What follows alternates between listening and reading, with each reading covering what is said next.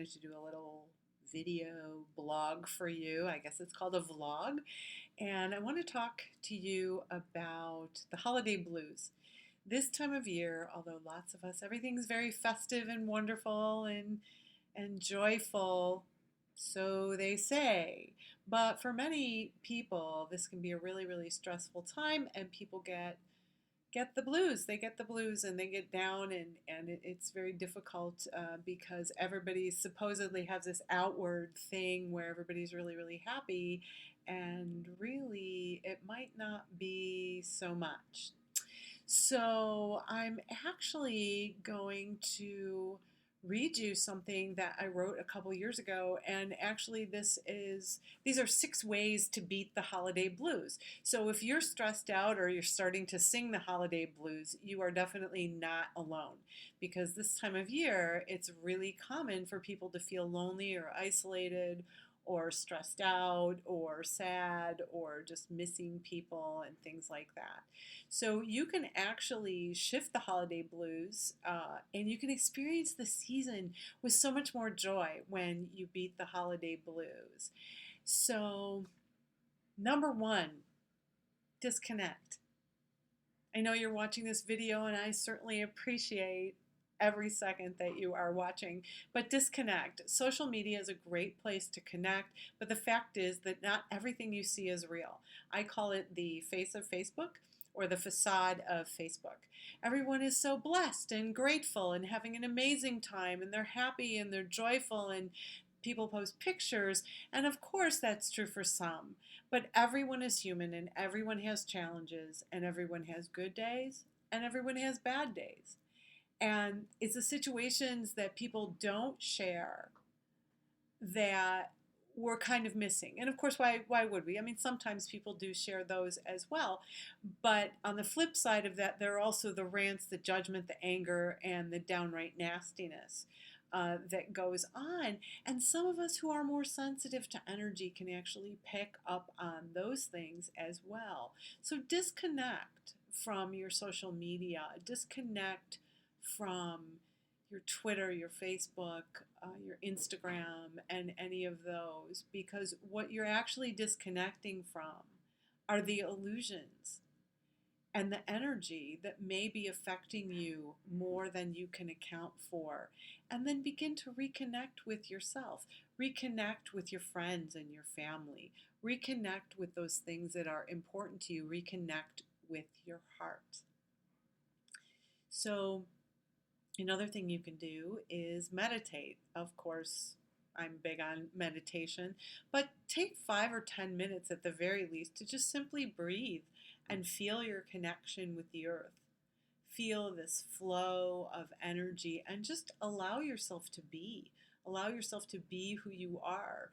Many times, particularly if we're around family, we become the child, or we want to take care of all of these things, and we become extra responsible. So check in with yourself and reconnect with you. Daily meditations during the holidays really does have a cumulative effect, so you'll feel better and better. And the more you find time to meditate, the smoother your day is going to be. And you'll probably even have a lot more energy to get through your day. You could even, when you're meditating, if you do it first thing in the morning, you could take it one step farther and actually set the energy of your day, and then take a bit of time to set the energy for the holiday. How would you like the holiday to go? What energy vibration would you like to have happen through the month of December, or just the holidays, or at your parties? What would you like to experience? You actually really do get to choose. And very often we think we don't, and we really, really do.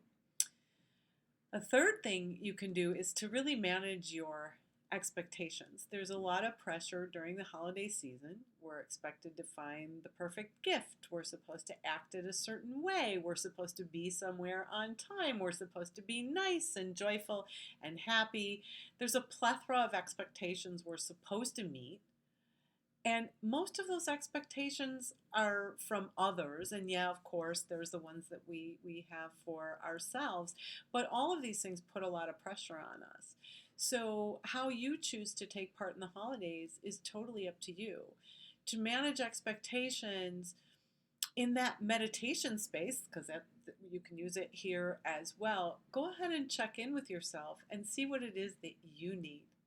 If you find yourself responding and going to every party and caving into peer pressure to eat and drink and be merry when you don't feel like it, go ahead and check in with yourself.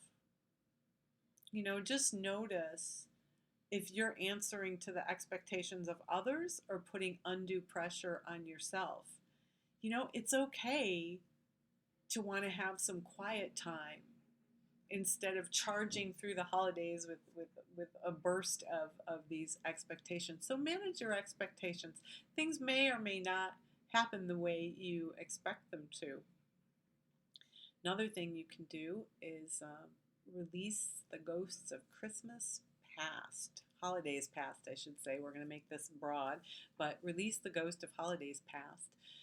The holidays, really, it's true, they can be challenging and sad and a lonely time of year because of the past holidays, because of those things where we might have been disappointed, or we might have been with family or not with family. But inevitably, we're going to be missing a loved one. We're going to be stressed out by something that happened, or even something that we remember fondly or not so fondly from holidays that have gone by. And when those holiday memories come up, just acknowledge and embrace them. And then just let them go. Be in present time. Notice the feeling that accompanies the memory and acknowledge that too.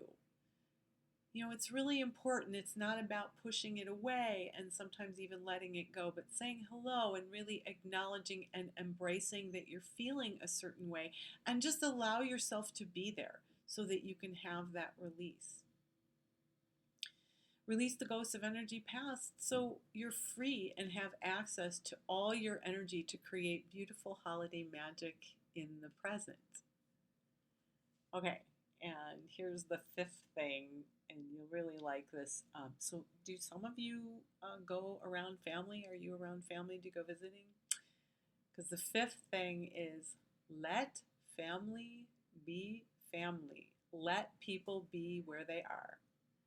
Even the happiest of families has its moments, right? Something happens or someone says something that's off, and someone, whether consciously or unconsciously, might invalidate you, throw energy at you, put you down. They might be condescending. They might compete with you. They might boss you around, or they might simply just push your buttons. But whatever it is, just allow them to be where they are. Allow them to have their experience. You don't need to engage those things that they're throwing at you. And you certainly don't need to resist them, because the moment you resist, you're going to start taking that on and you're going to really be weighed down by that energy. So take a breath and just let them be where they are, and acknowledge that you hear them and that something's going on there. And if things get really ugly, meet the situation by taking a deep breath and checking in with yourself. And remember, they're engaging you not because of you. It's not personal. They're engaging you because of their own stuff, maybe their own holidays past that's coming up for them.